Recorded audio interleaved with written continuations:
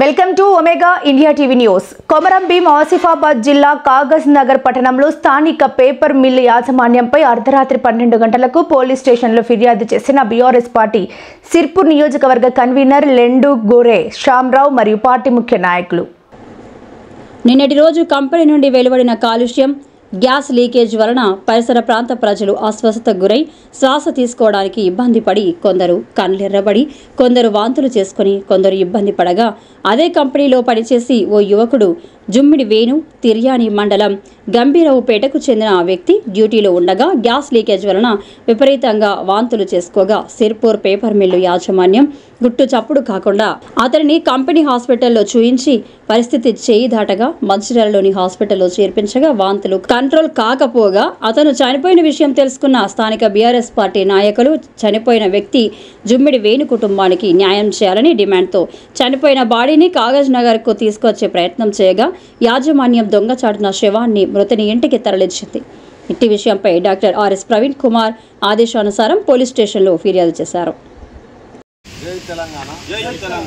ఈరోజు గౌరవనీయులు doctor RS Praveen Kumar గారి ఆదేశానుసారం మేము ఈ 12 గంటల రాత్రి ఇంటికాడ ఉండాల్సిన మేము పోలీస్ స్టేషన్ రావడం జరిగింది, కాంప్లైంట్ ఇవ్వడం జరిగింది.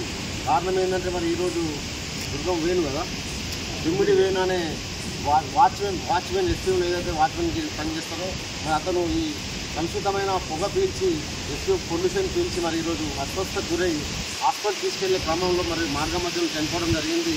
అది తెలుసుకొని మేము పోలీస్ స్టేషన్ కాంప్లైంట్ ఇవ్వడం రావడం జరిగింది.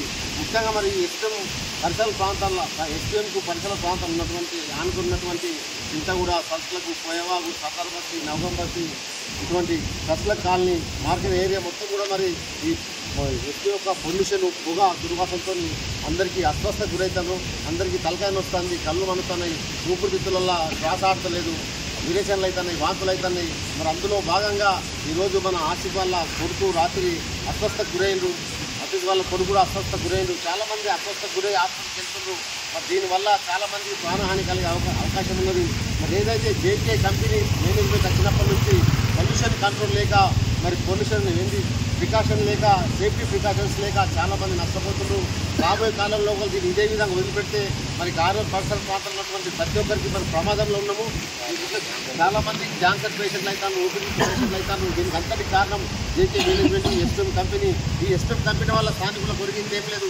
ఇక్కడ ఉద్యోగాలందరూ బయట వాళ్ళు చేస్తాం, ఇక్కడ వాళ్ళకి జీతాలు తక్కువ, అక్కడ వాళ్ళు జీతాలు ఎక్కువ. దీనివల్ల మేము పొల్యూషన్ అనుభవిస్తున్నాం, రోగాలు అనుభవిస్తున్నాం, కానీ దీంతో ఏం లాభం లేదు. అందులో భాగంగా ఈరోజు మేమందరం కలిసి బీఆర్ఎస్ పార్టీ తరఫున ప్రజలకు న్యాయం చేయాలని చెప్పేసి కలెక్టర్ గారిని కోరుకుంటున్నాం. అదేవిధంగా ఇక్కడ సీఏ గారికి కూడా కాంప్లైంట్ ఇవ్వడం జరిగింది. దీని మీద పోలీస్ శాఖ కానీ అదేవిధంగా ప్రభుత్వం కూడా స్పందించాలి, కాంగ్రెస్ ప్రభుత్వం కూడా స్పందించాలి. సీతక్క ఈరోజే తిరుపతాలకు వచ్చింది, పొంగులేటి శ్రీనివాస్ గారు వచ్చింది. ఈరోజు వాళ్ళు కూడా స్పందించి వెంటనే ఈ కంపెనీ యాజమాన్యం చర్యలు తీసుకోవాలి. ఈ కంపెనీ మేనేజ్మెంట్ మీద క్రిమినల్ కేసు చేసి నష్టపరిహారం కూడా ఇవ్వాలి.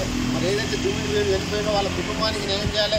అతనికి 50 లక్షల హెచ్కేసి ఇవ్వాలి. వాళ్ళ కుటుంబంలోకి వెళ్ళి ఉద్యోగాలు ఇవ్వాలని కోరుకుంటున్నాం. ముఖ్యంగా ఎస్టీఎం కంపెనీ స్పందించి వెంటనే ఈ పొల్యూషన్ కంట్రోల్ చేసుకుంటే యావత్ కాకినాడలో ఉన్న పట్టణంలో ఉన్నటువంటి అన్ని కాలనీ వాసులందరూ కూడా ఐకమత్యమై ఈ కంపెనీ మీద మేము పోరాటం చేస్తాం.